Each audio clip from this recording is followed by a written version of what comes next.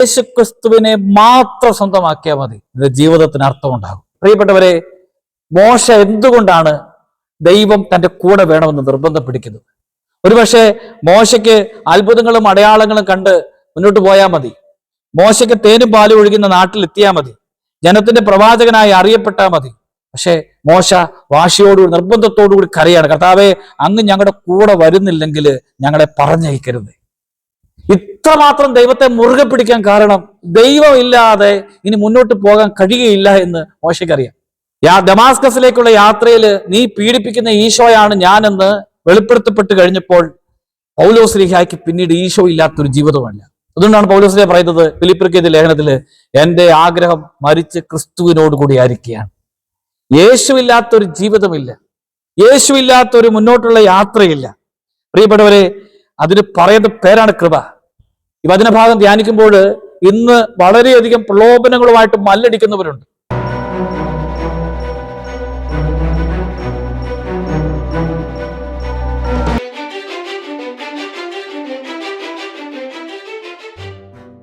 ഈശോ മിശിഹായിൽ എത്രയോ സ്നേഹം നിറഞ്ഞവരെ, ജീവിതത്തിൽ യേശുക്രിസ്തുവിനെ മാത്രം സ്വന്തമാക്കിയാൽ മതി, നിന്റെ ജീവിതത്തിന് അർത്ഥമുണ്ടാകും, നിന്റെ ജീവിതത്തിന് അനുഗ്രഹം ഉണ്ടാകും. യേശു മാത്രം മതി, അതിനുവേണ്ടി ഒന്ന് ആഗ്രഹിക്കാം. ജീവിതത്തിൽ യേശു മാത്രം മതി. ഞാൻ ഈ വചന ശുശ്രൂഷയെ പങ്കുവയ്ക്കുമ്പോൾ എൻ്റെ മനസ്സിലേക്ക് വരുന്നത് പുറപ്പാടിൻ്റെ പുസ്തകം 32-ാമത്തെ അധ്യായമാണ്. 32-ാമത്തെ അധ്യായത്തിൽ ഇസ്രായേൽ ജനം കാളക്കുട്ടിയുടെ മുമ്പിൽ നൃത്തം ചെയ്ത് ദൈവത്തിൻ്റെ കോപത്തിന് പാത്രമായി കഴിയുമ്പോൾ ദൈവം പറയുന്നുണ്ട്, ഞാൻ ഇനി നിങ്ങളുടെ കൂടെയില്ല, ഞാൻ ഇനി നിങ്ങളുടെ കൂടെയില്ല, സഞ്ചരിക്കുകയില്ല. അങ്ങനെ കർത്താവ് കോപത്തോടു കൂടി തന്നെ മോശയോട് പറയാണ്, ഇസ്രായേൽ ജനത്തോട് പറയാണ്, ഇനി ഞാൻ നിങ്ങളുടെ കൂടെ വരികയില്ല. അങ്ങനെ വരികയില്ല എന്ന് പറഞ്ഞ് വേദനയോടുകൂടി പറയും. മോശ ഒത്തിരിയധികം വേദനിക്കുന്നുണ്ട്.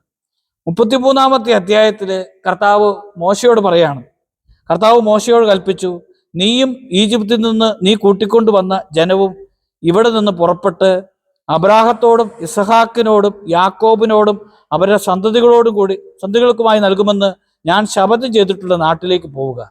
നീ കൂട്ടിക്കൊണ്ടുവന്ന ജനം, എൻ്റെ ജനം എന്നുള്ളത് മാറ്റി, പാപം ചെയ്തു കഴിഞ്ഞപ്പോൾ എൻ്റെ ജനം എന്നല്ല പറയുന്നത്, നീ കൂട്ടിക്കൊണ്ടുവന്ന ജനവും കൂടി പോവുക.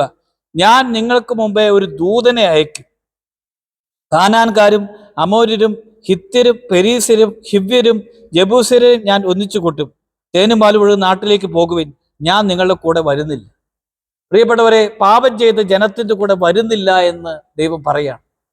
അപ്പോൾ ഇത്തിരി വേദനയോടുകൂടി തന്നെ മോശ വീണ്ടും 33-ാമത്തെ അധ്യായത്തിൽ തന്നെ 33-ാമത്തെ അധ്യായത്തിൽ 17-ാമത്തെ വചനം, മോശ കർത്താവിനോട് പറഞ്ഞു, ഈ ജനത്തെ നയിക്കുക എന്ന് അങ്ങ് എന്നോട് ആജ്ഞാപിക്കുന്നു, എന്നാൽ ആരെയാണ് എൻ്റെ കൂടെ അയക്കുക എന്ന് അറിയിച്ചിട്ടില്ല.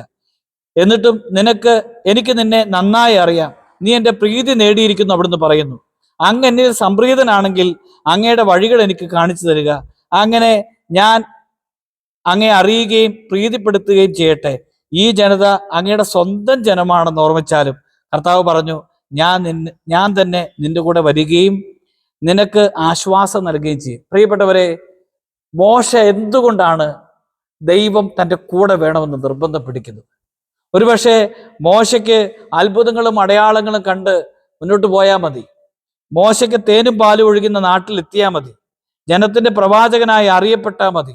പക്ഷേ മോശ വാശിയോടുകൂടി നിർബന്ധത്തോടുകൂടി കരയാണ്, കർത്താവേ, അങ്ങ് ഞങ്ങളുടെ കൂടെ വരുന്നില്ലെങ്കിൽ ഞങ്ങളെ പറഞ്ഞയക്കരുത്. ഇത്രമാത്രം ദൈവത്തെ മുറുകെ പിടിക്കാൻ കാരണം ദൈവം ഇല്ലാതെ ഇനി മുന്നോട്ട് പോകാൻ കഴിയുകയില്ല എന്ന് മോശയ്ക്കറിയാം. അത്ഭുതങ്ങൾ കൊണ്ടോ അടയാളങ്ങൾ കൊണ്ടോ അല്ലെങ്കിൽ ദൈവത്തിന്റെ ദൂതനെ കൊണ്ടുപോലും മുന്നോട്ട് പോകാൻ ഒരുപക്ഷെ പറ്റിയല്ല എന്ന് മോശയ്ക്കറിയാം. അതുകൊണ്ട് നിർബന്ധം, നീ ഇല്ലെങ്കിൽ ഞങ്ങളെ പറഞ്ഞു വിടണ്ട. അത്രമാത്രം ദൈവത്തെ ചേർത്ത് പിടിക്കുന്ന മോശ, നീ ഇല്ലാത്തൊരു ജീവിതം വേണ്ട, നീ ഇല്ലാത്തൊരു ജീവിതം ഇല്ല, നീ ഇല്ലാതെ മുന്നോട്ട് പോകാൻ പറ്റിയല്ല. ദൈവവുമായിട്ടുള്ള അത്ര വ്യക്തിബന്ധമാണ്. അതുകൊണ്ടാണ് ബൈബിൾ എഴുതിയിരിക്കുന്നത്, കർത്താവ് മോശയോട് സ്നേഹിതനോടെന്ന പോലെ സംസാരിച്ചു. പ്രിയപ്പെട്ടവരെ, ആത്മശോധന ചെയ്യണം. ദൈവമില്ലാത്ത ഒരു ജീവിതം എനിക്ക് സങ്കല്പിക്കാനായിട്ട് പറ്റുമോ? ദൈവത്തോട് ചേർന്ന് നിൽക്കാത്ത ഒരു ജീവിതം എനിക്ക് മുന്നിൽ കാണാൻ പറ്റുമോ? എന്നെ ദൈവം നയിക്കാത്ത ഒരു മേഖലയെക്കുറിച്ച് എനിക്ക് ചിന്തിക്കാനായിട്ട് കഴിയുമോ? പ്രിയപ്പെട്ടവരെ, മോശയ്ക്ക് ദൈവമില്ലാത്തൊരു ജീവിതമാണ് ഇല്ല. പൗലോസ്ലീഹ പറയുന്നുണ്ട്, എനിക്ക് ജീവിതം ക്രിസ്തു, മരണം നേട്ടവുമാണ്. ദമാസ്കസിലേക്കുള്ള യാത്രയിൽ നീ പീഡിപ്പിക്കുന്ന ഈശോയാണ് ഞാനെന്ന് വെളിപ്പെടുത്തപ്പെട്ട് കഴിഞ്ഞപ്പോൾ പൗലോസ്ലീഹായ്ക്ക് പിന്നീട് ഈശോ ഇല്ലാത്തൊരു ജീവിതമല്ല. അതുകൊണ്ടാണ് പൗലോസ്ലീഹ പറയുന്നത് ഫിലിപ്പിയർക്ക് എഴുതിയ ലേഖനത്തിൽ, എൻ്റെ ആഗ്രഹം മരിച്ച് ക്രിസ്തുവിനോടുകൂടി ആയിരിക്കുകയാണ്. യേശുവില്ലാത്തൊരു ജീവിതമില്ല, യേശുവില്ലാത്തൊരു മുന്നോട്ടുള്ള യാത്രയില്ല. പ്രിയപ്പെട്ടവരെ, അതിന് പറയുന്ന പേരാണ് കൃപ. ഈ വചനഭാഗം ധ്യാനിക്കുമ്പോൾ ഇന്ന് വളരെയധികം പ്രലോഭനങ്ങളുമായിട്ട് മല്ലടിക്കുന്നവരുണ്ട്. പാപം ചെയ്ത് വളരെയധികം വേദനയോടുകൂടി അനുതാപത്തോടുകൂടി കരയുന്നവരുണ്ട്. പല പൗലോസ്ലീഹായെ പോലെ ബലഹീനതയിൽ പൊട്ടിക്കരയുന്നവരുണ്ട്. എനിക്കൊരു മുള്ളുണ്ട്, മാറാൻ വേണ്ടി ആഗ്രഹിക്കുന്നു. നമ്മുടെ ജീവിതത്തിൽ തിരിച്ചറിയേണ്ട കാര്യം, ദൈവത്തിന്റെ കൃപയില്ലാതെ വിശുദ്ധനായിട്ട് ജീവിക്കാൻ പറ്റിയല്ല. ദൈവത്തിന്റെ കൃപയില്ലാത്ത ഒരു വിശുദ്ധ ജീവിതം നയിക്കാൻ പറ്റിയല്ല. ഈശോയായിട്ട് വ്യക്തിബന്ധം പുലർത്തി കഴിഞ്ഞാൽ ഒരു ദിവസം പാപിയായിട്ട് ജീവിക്കാൻ പറ്റിയല്ല. ഈശോയായിട്ട് വ്യക്തിബന്ധം പുലർത്തി കഴിഞ്ഞാൽ പ്രാർത്ഥിക്കാതെ ഒരു ദിവസം മുന്നോട്ട് പോകാൻ പറ്റിയല്ല. ഈശോയായിട്ട് വ്യക്തിബന്ധം പുലർത്തി കഴിഞ്ഞാൽ ഒരു ദിവസം ദൈവാനുഭവം ഇല്ലാതെ മുന്നോട്ട് പോകാൻ പറ്റിയല്ല. അതിന് പറയുന്ന പേരാണ് ആത്മബന്ധം എന്ന് പറയുന്നത്.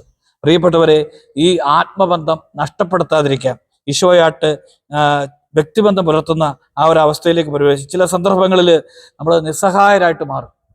ചില സന്ദർഭങ്ങളിൽ നമുക്ക് മുന്നോട്ട് പോകാൻ പറ്റാത്ത അവസ്ഥയിലൂടെ കടന്നു പോകും. ആ സന്ദർഭങ്ങളിലൊക്കെ നീ ജീവിതത്തിൽ ദൈവത്തെ ചേർത്ത് പിടിക്കാൻ തുടങ്ങിയാൽ ജീവിതത്തിന് അർത്ഥമുണ്ടാകും. എന്നൊക്കെ നിന്റെ ജീവിതത്തെ ചേർത്ത് പിടിച്ചൊരു ജീവിതമാണോ, ആ ജീവിതത്തിനൊക്കെ ഒരു അഭിഷേകം ഉണ്ടാകും. നീ ദൈവത്തെ ചേർത്ത് പിടിക്കാൻ തുടങ്ങുമ്പോൾ തന്നെ ജീവിതത്തിന്റെ കൃപയൊക്കെ ഒഴുകും. അതുകൊണ്ട് ദൈവമില്ലാതൊരു ജീവിതമില്ല, ദൈവമില്ലാതൊരു സന്തോഷമില്ല.